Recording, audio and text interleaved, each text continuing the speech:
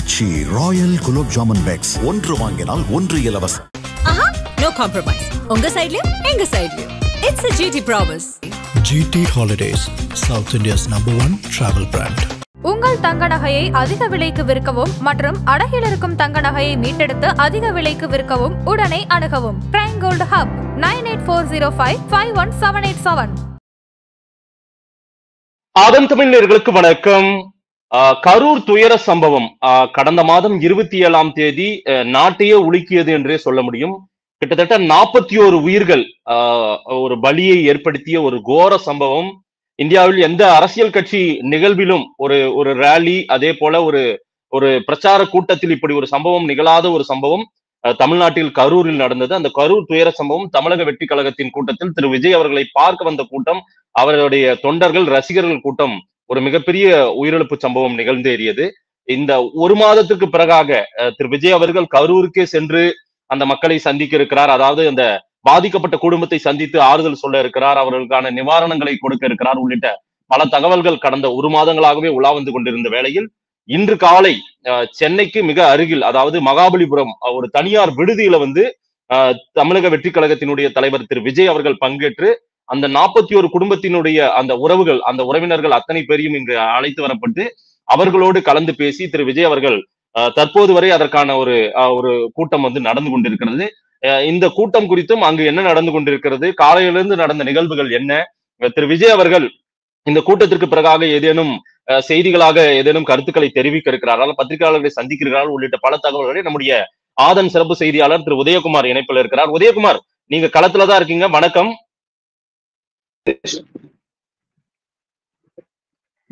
உதயகுமார், இன்று காலையிலிருந்தே நீங்க தொடர்ச்சியா அங்கிருந்து செய்திகளை சேகரித்துக் கொண்டிருக்கிறீர்கள். என்ன நடந்து கொண்டிருக்கிறது? திரு விஜய் அவர்கள் எத்தனை மணிக்கு அந்த தனியார் விடுதிக்கு வந்திருந்தார்? அதே போல அந்த குடும்பங்கள் அவங்க எல்லாம் உள்ள போனதை நீங்க ஏதேனும் பார்க்க முடியுதா, அல்லது நேற்றுக்கே அவங்க நேற்று இரவே அங்கு ஒட்டுமொத்தமா அவங்களுக்கு எல்லாம் தனித்தனி அறைகள் ஒதுக்கப்பட்டதெல்லாம் செய்திகள் நமக்கு கிடைத்தது. என்ன நடந்து கொண்டிருக்கிறது? Over to you. அதாவது மதேஷ் பாத்தீங்கன்னா, நம்ம இருக்கக்கூடிய இந்த பகுதியானது மகாபலிபுரம் அருகாமல் இருக்கக்கூடிய அந்த தனியார் நட்சத்திர விடுதி அருகாமல் இந்த அரங்கம் இருக்கிறது. குறிப்பாக 8:15 மணி அளவுல விஜய் அவர்கள் அவரோட கட்சி தலைவர் விஜய் அவர்கள் இங்க வந்திருந்தார். அதே மட்டுமல்லாமல் நேற்று இரவு இந்த கரூர்ல இருக்கக்கூடிய சுமார் 37 குடும்பங்கள் வந்திருக்கின்றன. அது மட்டும் இல்லாமல் மீதமுள்ளவர், அதாவது குறிப்பாக அந்த கரூர் துயர சம்பவத்துல இறந்து 30 நாட்கள் ஆனனால 30வது நாள் துக்கத்தெல்லாம் அவங்க இல்லத்துல அந்த வழிபாடுகளை அதே போல அவங்களுக்கான செய்ய வேண்டிய அந்த காரியங்கள்லாம் இருக்கக்கூடிய நிகழ்வுல சிலர் பங்கேற்கலன்ற ஒரு தகவலும் இருக்குது. அவர்களையும் பாத்தீங்கன்னா உடனடியா வரவழைச்சு அவங்க ரிட்டர்ன் உடனே அனுப்பணும் அப்படின்னு சொல்லிட்டு அவங்களுக்கு விமான டிக்கெட்டும் பதிவு செய்து கொடுத்திருக்காங்க. குறிப்பாக இங்க இந்த கரூர் துயர சம்பவத்துல இருந்த அந்த குடும்பங்களை பாத்தீங்கன்னா முழுவதுமாக அவங்க போகக்கூடிய செலவுக்கும், அதே போன்று அவர்களுக்கு தங்கக்கூடிய செலவிற்கும், காலை உணவு, மாலை உணவு, இரவு உணவு அனைத்துமே தாவேகாவின் செலவுல தான் முழுமையாக நடைபெற்றிருக்கிறது. குறிப்பாக 8:15 மணி அளவுக்கு விஜய் அவர்கள் இந்த அரங்கத்திற்கு வந்திருந்தார். அது மட்டும் இல்லாமல் அவர் வருவதும் தெரியவில்லை, போவதும் தெரியவில்லை என்ற கூற்றாக தான் இங்க இருக்கிறது. என்றால் கிட்டத்தட்ட இந்த அரங்கத்திற்கு மொத்தம் 3 வழிகள் இருக்குது. இந்த 3 பகுதியில 3வது வழித்தளத்துலதான் விஜய் அவர்கள் உள்ள வந்திருந்தார். அந்த பகுதியில பாத்தீங்கன்னா 3 வாகனம் மட்டுமே வந்திருந்தது. தொடர்ச்சியாக விஜய் வரக்கூடிய அந்த வாகனமும் அவர் கூட பின்னாடியே பாத்தீங்கன்னா 2 வாகனம் வந்தது. மொத்தம் அந்த 3 வாகனம் தனி வழியில இருந்தது. அதே போல நேற்று இரவே அவர்கள் அந்த உறவுகள், அதாவது 41 பேரை இழந்தக்கூடிய அந்த குடும்பத்தினர் உறவுகள் அனைவருமே நேற்று இரவே எனது பின்புறம் இருக்கக்கூடிய இந்த அரங்கத்துல பாத்தீங்கன்னா அவங்க அந்த அரங்கத்துக்கு அருகாமல தனியார் விடுதி இருக்கிறது, அந்த விடுதியில தங்கிட்டாங்க. தற்போது எனது பின்புறம் இருக்கக்கூடிய இந்த அரங்கத்தில் தான் அந்த நிகழ்வு நடைபெற்று குறிப்பாக ஒவ்வொரு குடும்பத்தினரிடமும் அமர்ந்து பேசக்கூடிய நிகழ்வுகளாக விஜய் அவர்கள் ஏற்பாடு செய்யப்பட்டிருக்கிறது என்று சொல்றாங்க. ஏன்னா ஊடகத்தினருக்கு நேற்றே தெரிவிச்சிட்டாங்க யாருக்கும் அனுமதி இல்லை அப்படின்னு சொல்லிட்டு. ஊடகத்திற்கு மட்டும் இல்ல, கட்சியில் இருக்கக்கூடிய தொண்டர்களாக இருக்கட்டும், முக்கிய பொறுப்புகள் இருக்கக்கூடிய ஒரு சிலர்களுக்கு மட்டும்தான் அனுமதி வழங்கப்பட்டது, மற்றவர்களுக்கு அனுமதி வழங்கப்படல. குறிப்பாக கரூர்ல இருக்கக்கூடிய மாவட்ட பொறுப்பாளர்களுக்கு மட்டுமே அனுமதி வழங்கப்பட்டிருக்கு. அவர்கள் தான் அந்த குடும்பங்களை அழைத்து வருகிறார்கள், அவர்களுக்கு மட்டுமே அழைப்பு விடுக்கப்படுது. அதே போன்று இந்த தமிழக வெற்றி கழகத்தில் இருக்கக்கூடிய பொருளாளர் வெங்கட்ராமன் கூட பாத்தீங்கன்னா காலைக்கு கிட்டத்தட்ட ஒரு 10 நிமிடத்துக்கு மேலாக அவர்களுக்கு அனுமதி வழங்கப்படல. அவரை யாருன்னே தெரியல, காவலர்களும் சரி வெளியே நிறுத்திட்டாங்க. கிட்டத்தட்ட அவர் போய் கேட்கும்போது அவர் பேசுறாரு. அப்போ நம்ம ஊடகத்துல நம்ம தொலைக்காட்சி நாம தான் சொன்னோம் அவங்க பொருளாளர் கட்சின்னு சொல்லிட்டு. அதன் பிறகும் அவரு இங்கிருந்த வாசல்லே நிக்க வச்சிருந்தாங்க. அவரு அங்கிருந்து போன் கால் செய்து 2 போன் பேசின பிறகுதான் அவரை உள்ள அனுமதிக்கப்பட்டாங்க. அந்த அளவுக்கு கொஞ்சம் கட்டுக்கோப்போட இருக்காங்க. என்னன்னா யாரும் உள்ள வரக்கூடாது, தேவையில்லாத ஆட்களும் உள்ள வரக்கூடாது, இவ மற்ற கட்சி நிர்வாகிகளும் உள்ள வரக்கூடாது என்பதற்கான அந்த நடவடிக்கையும் மேற்கொள்ளப்பட்டிருக்கு. முழுமையாகவே அதாவது 3 நுழைவாயில்கள் இருக்கிறது. அந்த 3 நுழைவாயில்களும் பாத்தீங்கன்னா அந்த பவுன்சர்களையும் போட்டு காவலர்களையும் போட்டு அங்க வந்து வச்சிருக்காங்க. தமிழக வெற்றி கழகத்தினோட ஆடை அணிந்திருக்கக்கூடிய நபர்களுக்கே அந்த வெங்கட்ராமன் என்பவர் யார் என்று தெரியல அப்படின்னு சொன்னால அங்க ஒரு சர்ச்சையும் ஏற்படுது. அதனால பாத்தீங்கன்னா சிறிது நேரம் அங்க பரபரப்பாக இருந்தது. ஒரு 10 நிமிடம் அவரும் வண்டியில ஹார்ன் அடிச்சுட்டே வண்டியிலே உட்காந்துட்டு இருந்தாரு. கிளாஸ் திறக்கல. அப்புறம் கிளாஸ் திறந்துட்டு அங்க இருக்கக்கூடிய காவலர்கிட்ட பேசுறாரு, நான் யாருக்கு தெரியுமா, என்ன உள்ள அனுப்பணும் அப்படின்னு சொல்லி அவர் பேசிட்டு இருக்காரு. இந்த நிகழ்வுகள்லாம் நடக்கு. அதே போன்று கட்சி தொண்டர்கள் ஒரு சிலர் மட்டுமே வந்திருந்தாங்க. இது தொடர்ச்சியாகவே இந்த நேற்று இரவுல இருந்து பகுதியில் பாத்தீங்கன்னா மழை பெய்து கொண்டுதான் இருக்குது. தற்போதும் நாம் இருக்கக்கூடிய இந்த பகுதியில் மழை பெய்து கொண்டிருக்குது. மழை நாள் வரல என்று நம்ம நினைச்சிருந்தோம். ஆனா மழை நாள்லாம் காரணம் இல்ல. அதை ஏற்கனவே அறிக்கையின் வாயிலாகவும் அந்த இருக்கக்கூடிய வாட்ஸ்அப் குழுக்கள் மூலமாகவும் தாவேக்காவினர் பாத்தீங்கன்னா யாரும் வரக்கூடாது, இங்க எந்த ஒரு கூட்டம் நெரிசலும் ஏற்படக்கூடாது, எந்த ஒரு கூட்டமும் சேரக்கூடாது அப்படின்னு முன்னாடியே அவங்களுக்கு வந்து முன்னெச்சரிக்கை கொடுத்துட்டதாக சொல்றாங்க. அது மட்டும் இல்லாம நிர்வாகிகள் சில வந்தாங்க. அவங்ககிட்ட நம்ம பேட்டி கேட்டிருந்தோம். இல்ல எங்க தலைமையில யாருமே பேட்டி கொடுக்க கூடாதுன்னு சொல்லிட்டாங்க, கட்சி நிர்வாகிகள் யாருமே வந்து எந்த ஒரு பேட்டியும் கொடுக்க கூடாது, நீங்க பேசக்கூடாது அப்படின்னு சொல்லிட்டாங்க. அதனால யாருமே பேசல. அதுக்கும் ஒரு இருக்கு. அதே போல பாத்தீங்கன்னா காலையில பாத்தீங்கன்னா விஜயை பார்க்கணும் அப்படின்னு சொல்லிட்டு ஒரு சில பெண்மணிகளாம் வந்ததாங்க. நம்ம அவங்க கிட்ட கூட கேட்டிருந்தோம், ஏன் இங்க இவ்வளவு தூரம் வந்திருக்கீங்க, வரக்கூடாது சொல்லியிருக்காங்க. இல்ல இந்த 5 நிமிடமாச்சு அவரை பார்த்துட்டு நாங்க போயிட்டோம் அப்படிலாம் சொல்லியிருந்தாங்க. அவங்க கிட்டே சில அரசியல் கேள்விகள் நம்ம கேட்டிருந்தோம். அவங்களும் அந்த அரசியலை பத்தி தான் பேசியிருந்தாங்க. இந்த நிகழ்வுகளை பொறுத்த வரைக்கும் ஒவ்வொரு குடும்பத்திற்கும் 10 நிமிடம் விஜய் ஒதுக்கி இருப்பதாக சொல்லப்படுகிறது.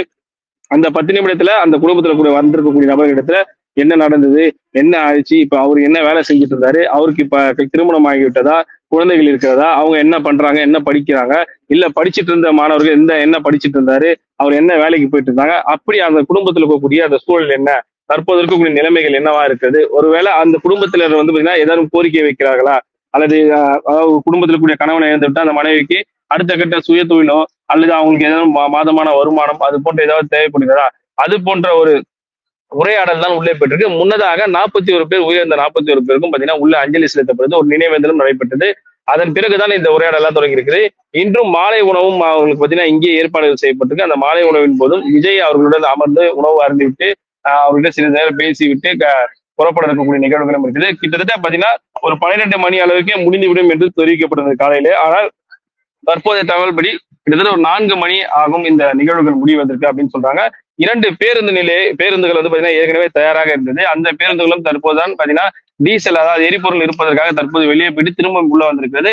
அந்த வாகனம் பாத்தீங்கன்னா முழுமையாக அடைக்கப்பட்ட வாகனம் தான், அதாவது ஏசி வாகனமாக இருந்தாலும் முழுமையாக திரை போட்டு உள்ள யார் இருக்காங்க என்பதே தெரியக்கூடாது என்பதற்காக திரை போட்ட வாகனமா தான் இருக்குது. முழு கட்டுக்கோப்பும் முழு கட்டுப்பாடுகளும் அதே போன்று பாதுகாப்புகளும் மிக தீவிரமா இருக்குது. என்றால் யாரும் பேசக்கூடாது, வந்திருக்கக்கூடிய நபர்கள் கூட பேசக்கூடாது என்ற ஒரு உத்தரவு இருப்பதாகவும் தகவல்கள் தெரிவிக்கின்றன. மாதிரி இல்ல, ஒரு விபத்துக்கு பிறகாக தமிழக வெற்றி கழகம் இப்படி ஒரு ஏற்பாட்டை நிகழ்த்தி அவங்க ரொம்ப ஒரு கட்டுக்கோப்போடு ஒரு கட்டுப்பாடோடு இதை வந்து வெளியில தெரியாம செய்தி ஊடகங்களுக்கு கூட நேற்றைய தகவல் தெரிவிக்கப்பட்டு அவங்க கட்டுப்பாடா நடத்துறாங்க. இன்னைக்கு கூட்டங்கள் யாரும் வரலன்னா அப்ப விஜய் சொல்லுக்கு அங்க கட்டுப்பட்டு யாருமே அங்க கூட்டம் கூடல. இனி வரும் நாட்கள்ல அவங்களுடைய சக்சஸ், அவங்களுடைய கட்சியினுடைய பயணம் இப்படிதான் இருக்கும் அப்படின்றத கூட ஒரு மெசேஜா நம்மளால சொல்ல முடியுது. அந்த கட்சியின் பொருளாளர் திரு வெங்கட்ராமனே அங்க தெரியல அப்படின்னா தனியார் பவுன்சர்கள், வழக்கம் போல தனியார் பவுன்சர்கள் தான் நிரப்பப்பட்டிருக்காங்களா அங்க, அப்படிதான் இருக்கா? இல்ல நம்முடைய தமிழக காவல்துறை ஏதேனும் அங்க பாதுகாப்பு கேட்டு அவங்க பாதுகாப்பு கொடுத்திருக்காங்களா? அந்த மாதிரி ஏதேனும் செய்திகள் இருக்கா? இல்ல, குறிப்பாக பாத்தீங்கன்னா கூட்ட நெரிசல் எதுவும் இல்லாத காரணத்தாலும் இங்கு காவல்துறை தரப்புல எந்த ஒரு பாதுகாப்புகளும் இல்ல. குறிப்பாக சொல்ல போனா IS அதாவது இப்ப உளவுத்துறை வந்து தகவல் கொடுக்கக்கூடிய உளவுத்துறைகள் மட்டும்தான் இங்க ஒரு சிலர் மட்டும்தான் இருக்காங்க. போலீஸ் பாதுகாப்பு என்பது இந்த இடத்துல இல்ல. முழுமையாக தனியார் நிறுவனத்தின் பாதுகாவலர்களும் அதே போன்று தமிழக வெற்றி கழகம் அந்த அவங்களோட லோகோ போட்ட அந்த கட்சியோட பேரும் அந்த கட்சியோட சின்னமும் பொறிக்கப்பட்டிருந்த அந்த 2 யானைகள் இருக்கக்கூடிய அந்த புகைப்படம் பொருந்தக்கூடிய அந்த டிஷர்ட் அணிந்துதான் இங்க காவலர்களும் இருக்கிறாங்க. அவங்களும் பாத்தீங்கன்னா டீம் அப்படின்னு சொல்லி இப்ப அவங்களோட பின்புறம் முதுகு பொறுத்த பாத்தீங்கன்னா டீம் என்று எழுதியிருக்கும். அந்த ஆடைகளை அணிந்துதான் அவர்கள் இருக்கிறாங்க. அது தமிழக வெற்றி கழகம் என்று போட்டிருக்குது. அவர்களுக்கும் அது அவருக்கு தெரியவில்லை அப்படின்னும் போதுதான் அந்த இடத்துல பாத்தீங்கன்னா சற்று வாக்குவாதமா இருக்குது. நான் யாரு அவர் பேசக்கூடிய தோனியை நான் பாத்தீங்கன்னா நம்மளோட வீடியோ காட்சியில் நம்ம பதிவு செஞ்சிருக்கோம். அவர் யாருன்னு கேட்கும்போது அவர் என்ன சொல்றாரு, நான் யாருன்னு பிரச கேளு அப்படின்னு சொல்லுவாரு. அந்த வீடியோ காட்சியில நம்ம கிட்ட இருக்கிறது. ஏன்னா 2-3 முறை அவர் அதையே சொன்னாரு, நான் யாருன்றத பிரசகிட்ட கேளு, என்கிட்ட கேட்காத அப்படின்னு சொல்லிட்டு. உதயகுமார், தொண்டர் படைன்றது அமைக்கப்பட்டதாக காட்டுறாங்களா? அதாவது டீம்னு டிஷர்ட்ல நீங்க சொல்றத பார்த்தா தொண்டர் படை அமைக்கப்பட்டிருக்கு, ஆனால் அவங்க கட்சியின் பொருளாளரே அவங்களுக்கு தெரியலன்னு சொல்ல வரீங்களா? இல்ல வேறு வெளியாட்களை பணியில் அமர்த்தி அவங்களுக்கு தெரியாமல் இருக்கிறதா நீங்க உணர்றீங்களா? ஒரு செய்தியாளரா நீங்க இல்ல எப்படி? இல்ல, நிச்சயமா. அதாவது பாத்தீங்கன்னா பவுன்சர்களாக இருந்தாலும் கூட எல்லாருக்குமே தெரியும். இப்ப இந்த வெங்கட்ராமன் யாரு, அவர் எங்கிருந்து வந்திருந்தார், எல்லாருக்குமே தெரியக்கூடிய ஒரு விஷயங்கள் தான், நிகழ்வுகள் தான். அவரும் பல மீடியாக்களை சந்தித்து பிரஸ் மீட் எல்லாம் கொடுத்துருக்காங்க. இந்த கரூர் சம்பவத்துக்கு அப்புறம் அவரும் பேசியிருந்தாரு. பல ஊடகங்கள் மூலமாக அவங்க தெரிஞ்சு இப்ப சோசியல் மீடியால அவரோட புகைப்படங்களும் வீடியோக்களும் பார்த்தீங்கன்னா வைரலா இருக்குது. தெரிஞ்சிருக்கலாம். ஆனா எல்லாருக்குமே அவரை பத்தி தெரியணுன்ற ஒரு அவசியமும் கிடையாது. இருப்பினும் பாத்தீங்கன்னா ஒரு கட்சி கூட்டம் நடக்கிறதுனால முக்கிய நிர்வாகிகள் யார் என்பதை குறித்து ஒண்ணு அந்த கட்சியில் இருக்கக்கூடிய ஒரு நிர்வாகிகளை அங்கு நுழைவாயில் முன்பு போட்டிருக்கணும், அல்லது அந்த நீல நிற ஆடை அணிந்திருக்கக்கூடிய நபர்கள் கிட்ட பாத்தீங்கன்னா அவங்க கிட்ட வந்து ஒரு சீரியல் நம்பரோ அல்லது அவங்களோட புகைப்படமோ இல்ல அவங்களோட பெயர்களோ கேட்டு அவங்கள்ட்ட குறிப்பு இருந்திருக்கணும். அந்த குறிப்பு இருந்தா உள்ள வரக்கூடிய அந்த வாகனங்கள் வரும்போது சார் நீங்க யாரும் அந்த குறிப்புகளை பார்த்தா நோட் பண்ணிட்டு அப்போ அப்படியே உள்ள அனுப்பிக்கலாம். ஆனா நிலநரை தொண்டர்படையாக இருந்தாலும் சரி, அது பவுன்சர்களாக இருந்தாலும் சரி, யாருன்னே தெரியலன்னும் போது அந்த இடத்துல ஒரு கேள்விக்குறிதான் உண்டாகிறது. அப்பொழுதுதான் அவரும் பாத்தீங்கன்னா கொஞ்சம் கோபம் அடைந்தாரு. நான் யாரும் தெரியலன்னு சொல்லும் போது நான் என்ன பண்றதுன்னு சொல்லிட்டு கிளாஸ் 2 அதாவது காரோட க்ளோஸ் பண்ணிட்டு உடனே அங்கிருந்து போன் அடிக்கிறாரு. உள்ள விடுற அவரு அங்கே அப்பவும் கோபமா தான் பேச உள்ள விட மாட்டாங்க அப்படின்னு சொல்லி ஒரு அந்த பாணியில அவர் பேசும்போது அங்க அவர் கோபமா இருக்கக்கூடியது தெரியுது. அதுக்கப்புறம் அவர் நீண்ட நேரமா ஹார்ன் அடிச்சிட்டு இருக்காரு. ஏன்னா முழுமையாக அந்த இங்க இருக்கக்கூடிய தடுப்புகளை வச்சு அவங்க என்ட்ரன்ஸ் கேட்டை வந்து க்ளோஸ் பண்றாங்க. அப்போ வந்து பாத்தீங்கன்னா அவரே உடனே ஹார்ன் அடிக்கிறாரு. அந்த ஹார்ன் சத்தத்துக்கு அவன் திறக்க முடியாது. அப்ப நீல நேர டிஷர்ட் அணிந்த ஒரு நபர் என்ன சொல்றாரு, இருக்கட்டும் யாரா இருந்தாலும் காட்ட சொல்லுங்க, காடு காட்ட போய் நம்ம உள்ள விடலாம் அப்படின்னு சொல்லிட்டு அந்த நீல நிற கட்சி சின்னமும் கட்சியோட பெயரும் பொறிக்கப்பட்டிருந்த அந்த காவலர்கள் சொல்றாங்க. அந்த இடத்துலதான் அவர் இன்னும் கொஞ்சம் கோபம் அடைந்து மீண்டும் இன்னொரு போன் ஒண்ணு போட்டு அப்புறமா பிறகு இன்னொருத்தர் வந்து பேசி அதுக்கப்புறமா தான் அவர் உள்ள அழைச்சிருக்காங்க. என்னதான் கட்டுக்கோப்புடன் இருந்தாலும் இதற்கும் பாத்தீங்கன்னா ஏன்னா நம்ம அரசு நிகழ்ச்சிகள் நிறைய பார்த்திருப்போம். இருக்கக்கூடிய ஆளுங்கட்சியாக இருக்கட்டும், எதிர்கட்சிகளாகட்டும், அரசியல் கட்சிகள் நிகழ்வுகள் நிறைய நம்ம பார்த்துட்டு இருக்கோம். அவங்க கிட்ட ஒரு லிஸ்ட் கொடுத்துருவாங்க. தனியார்ல நிறுவனத்தோட பவுன்சர்ஸ் போட்டாலும் கூட அவங்க கிட்ட ஒரு லிஸ்ட் கொடுத்துருவாங்க. அந்த லிஸ்ட்ல யார் யாரு அவங்களோட வண்டி நம்பர், அந்த புகைப்படம் எல்லாத்தையுமே கொடுத்துருவாங்க. அது போன்ற ஒரு ஏற்பாடுகளும் செய்திருக்கலாம் என்பதுதான் அவருடைய ஒரு கேள்வியாக கூட பதிலாக கூட அது இருக்கலாம் என்பதுதான் நம்முடைய கருத்து. மாதேஷ், நடந்த ஒரு நிகழ்வு, அங்க நடந்த வாக்குவாதத்தை நாம வந்து இத செய்தியா பேசிட்டு இருக்கோம். நான் கேட்க வேண்டியது, இந்த கரூர் சம்பவத்துக்கு ஆறுதல் கூறும் நிகழ்வின் மூலமாக தாவேகா அந்த 1 மாத காலமாக திரு விஜய் அவர்கள் வெளியில் வரவில்லை, ஆறுதல் கூறவில்லை என்ற ஒரு குறை வந்து இன்றைக்கு அதை சரி செய்து விட்டார் திரு விஜய் அவர்கள். தாவேகா தலைவர் விஜய் அவர்கள் சரி செய்து விட்டதா நீங்க பார்க்கீங்களா ஒரு செய்தியாளரா? அங்க ஒரு 50 நிச்சயமாக ஒரு 50% சரி செய்து விட்டார் என்று சொல்லலாம். 100% இதை சரி செய்தார் என்று சொல்ல முடியாது.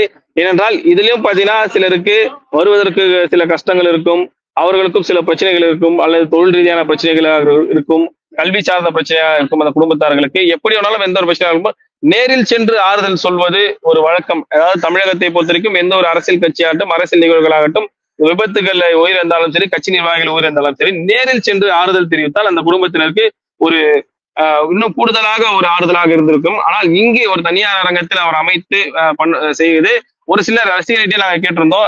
நிறைய பேர் வந்து பாத்தீங்கன்னா இது வரைக்கும் விஜய் வந்து 30 நாட்களாக வெளியே போல, கரூர் சம்பவத்துல பாத்தீங்கன்னா யாருமே போய் சந்திக்கலன்னு சொல்லியிருந்தோம். ஆனா அவங்க என்ன சொன்னாங்க, இல்ல அவர் எல்லாத்தையுமே யோசிச்சுதான் பண்ணுவார், அவருக்கு வந்து சரியான பாதுகாப்புக்கு இல்ல, அதே போல அவருக்கு வந்து பாத்தீங்கன்னா அனுமதி வழங்கல அப்படின்னு சொல்லியிருந்தாங்க. இப்போ அனுமதி கொடுத்திருக்காங்க, அதனாலதான் அவர் இங்கே வச்சிருக்காங்க அப்படின்னு சொல்றாங்க. விஜய் அவர் வந்து பாத்தீங்கன்னா செய்வாங்க, அவர் கொஞ்சம் ஸ்லோவா செஞ்சாலும் நல்லதுதான் பண்ணுவாரு மக்களுக்கு, அவரை நம்பி நாங்க இருக்கிறோம் அப்படின்னு சொல்லி அந்த பேட்டியின் வாயிலாக கொடுத்துருக்காங்க. இருப்பினும் இங்க வந்து பாத்தீங்கன்னா அந்த 37 குடும்பத்தினரும் சந்திக்கக்கூடிய நிகழ்வுகளை சந்தித்த பிறகு அந்த குடும்பத்தினர் நிச்சயமாக வெளியே வந்தால் நாம் நிச்சயமாக அவர்கிட்ட பேட்டிகளை எடுக்க இருக்கின்றோம். அவர்கள் அந்த பேட்டியில் நேரத்தின் போது அவர்கள் என்ன சொல்றாங்க, இங்கும் பாத்தீங்கன்னா சிலர் வந்து பாத்தீங்கன்னா அவருடைய சில கோரிக்கைகள் பல வைப்பதற்கு இருக்காங்கன்னு சொன்னாங்க. அதே போல 2 நபர்கள் காலையில பாத்தீங்கன்னா வெளியில இருந்தாங்க. கிட்டத்தட்ட நாமக்கல்ல இருந்து ஒருத்தர் வந்திருந்தாரு. அவருடைய மகனும் உயிரிழந்த சம்பவத்துல வந்து பாத்தீங்கன்னா அவங்களோட உறவினர்கள் தான் போயிருக்காங்க. அந்த உறவினர்கள் வந்து எனக்கு பணம் வருது, அதனால பாத்தீங்கன்னா என்ன சேர்க்க மாட்டாங்க, எனக்கு தகவலே தெரிவிக்கல, இந்த இடத்துல இன்னைக்கு நிகழ்ச்சியே இல்லைன்னு சொல்லிட்டாங்க, நானே தனியா பஸ் பிடிச்சி இங்க வந்திருந்தேன்னாங்க. அதன் பிறகு நிர்வாகிகள் 2 பேர் வந்து இந்த ஊடகம் வாயிலாக சென்ற பிறகு நிர்வாகிகள் என்ன பண்ணாங்கன்னா வெளியே வந்து அந்த நுழைவு இருந்த நபர்கிட்ட அவரோட பெயரும் அவரோட போன் நம்பர் முகவரி எல்லாம் வாங்கிட்டு நீங்க போங்க, இங்க இருக்காதீங்க, நாங்க எங்களோட அனுப்பிவிட்டாங்க. இப்படியும் ஒரு சூழல் இருக்குது. அதை பூர்த்தி செய்து விட்டார் என்று சொல்ல நேரில் சென்று ஆறுதல் கூறுவதற்கு ஒரு விதிமுறைகள் தனியாக அந்த 40 குடும்ப தனியாக அவருடைய அரசியல் பயணமாக இது இருக்கிறது. அவருடைய அரசியல் பயணத்திற்கு இது சரியாக இருக்கலாம். ஆனால் வெளியே பார்க்கக்கூடிய எதிர்கட்சியாக இருக்கட்டும், மற்ற கட்சியிலும் என்ன சொல்லுவாங்க, இதையும் விமர்சிக்கத்தான் செய்வார்கள். எப்படி 70 தொடர்ச்சியா களத்துல செய்தி சேகரித்து இருக்கீங்க. நீங்க அந்த குடும்பத்தினர் வெளியே வருவாங்க, அவங்க கிட்ட பேச முற்படுவதற்காக காத்திருக்கீங்க. ஆனா நீங்க சொன்னீங்க அந்த க்ளோஸ்டு முழுமையா வந்து அந்த பஸ்ஸஸ் வந்து உள்ள போயிருக்குது. அதன் மூலமா அவங்களும் அழைத்துட்டு போவாங்க அப்படின்னு நீங்க சொல்றீங்க. பார்க்கலாம் தாவேகா தரப்புல இருந்து நமக்கு செய்தி அறிக்கையாக ஏதேனும் கொடுப்பார்களா? திரு விஜய் அவர்கள் ஏதேனும் பேச முற்படுவாரா? அதற்கான வாய்ப்புகள் இருக்கா? அல்லது விஜய் அங்கு உள்ளரங்கில பேசியதற்கான காட்சிகள் ஏதேனும் நமக்கு மீடியாக்களுக்கு கொடுக்கப்படுமா என்பதனை பொறுத்திருந்து பார்க்கலாம். தமிழக வெற்றி கழகத்தினுடைய தலைவர் திரு விஜய் அவர்கள் அந்த கரூர் சம்பவத்தில் உயிரிழந்த 41 குடும்பத்திற்கும் ஆறுதல் தெரிவித்துக் கொண்டிருக்கிற நிகழ்வு மகாபலிபுரத்தில் நடந்து கொண்டிருப்பதை நீங்கள் செய்தியாக கொடுத்திருக்கிறோம். மக்கள்கிட்ட கொடுப்போம். தொடர்ந்து செய்திகளை களத்தில் சேகரியுங்கள் உதயகுமார். நன்றி இணைப்பில் வந்து பேசியமைக்கு. நேயர்களே தொடர்ந்து இணைந்திருப்போம். தாவேகாவினுடைய அடுத்த கட்ட நகர்வுகள் எப்படி இருக்கு என்பதையும் அடுத்தடுத்து நம்ம பேச இருக்கிறோம். நன்றி, வணக்கம்.